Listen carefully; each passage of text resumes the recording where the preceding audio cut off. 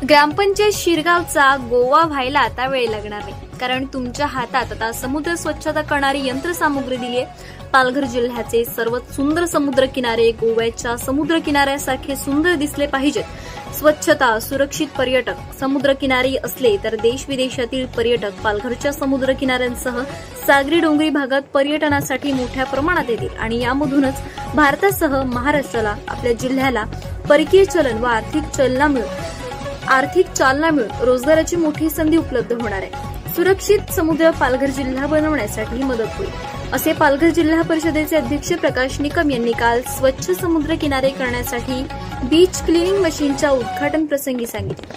पालकमंत्र्यांच्या हस्ते ऑनलाईन आभासी पद्धतीने मशीनचे लोकार्पण करण्यात आले।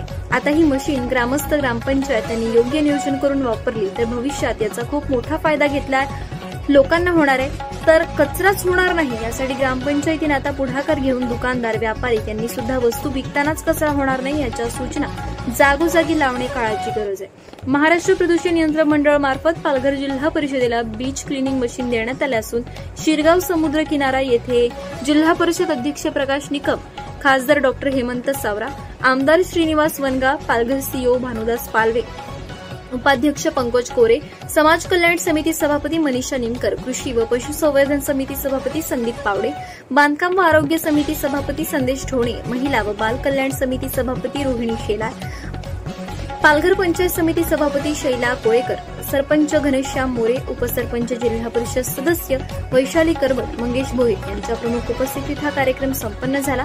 पालघर जिल्ह्यात अनेक बीचेस आहेत जिथे टुरिस्ट मोठ्या प्रमाणावर येतात आणि तिथे दररोज कचरा वाढतो, त्यामुळे बाकीच्या समुद्र किनाऱ्यांवर सुद्धा अशाच प्रकारच्या बीच क्लिनिंग मशीन उपलब्ध करून द्याव्यात, ज्यामुळे आपले बीच स्वच्छ आणि पर्यटकांसाठी आकर्षक राहतील, असे मत यावेळी खासदार डॉक्टर हेमंत सावरा यांनी व्यक्त केले।